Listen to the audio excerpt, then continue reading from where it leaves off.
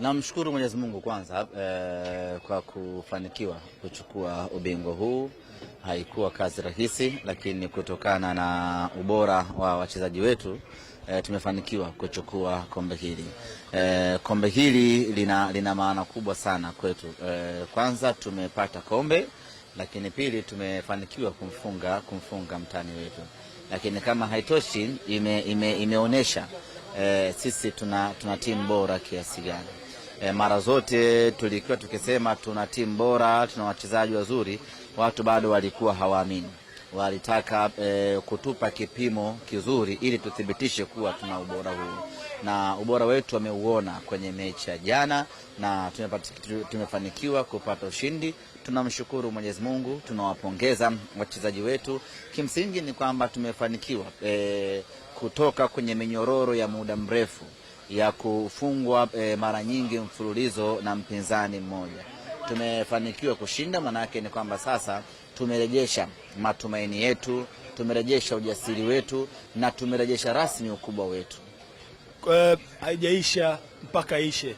Mei 3 mambo yanaendelea vile vile. Unazungumziaje na kuelekea kwenye maandalizi ya dabi ya Mei 3 pale uwanja wenu wa kujidai Meja Jenerali Samunga? Ushindi huu wa jana unatoa taswira halisi kuelekea katika mechi yetu inayofuata ya tarehe 3. Kwanza imeongeza ugumu, lakini kama haitoshi imeongezea hasira wapinzani wetu, lakini sisi imetuongezea hali ya kujiamini. Kwa mechi hii sasa imekaa hapo katikati. Kama isingekuwa mechi hii ya Muungano, maana yake sisi tungeingia katika mchezo huo tukiwa na confidence ya chini ya kwamba tumefungwa.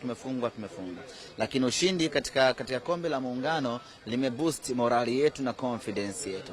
Kwa hiyo mpinzani yeye hasira imeongezeka baada sisi kumpasua pale Zanzibar, lakini sisi ujasiri umeongezeka baada ya kupata ushindi. Kwa hiyo mechi inakutana hapo katikati.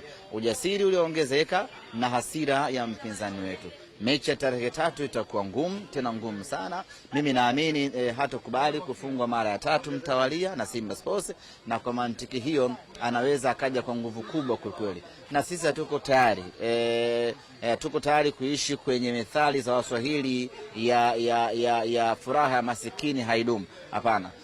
Tunataka furaha yetu idumu, kwa maana ya kwamba tunafurahia kuanzia leo Alhamisi mpaka Jumapili kwenye mechi ya tarehe 3. Huo ndio mpango wetu.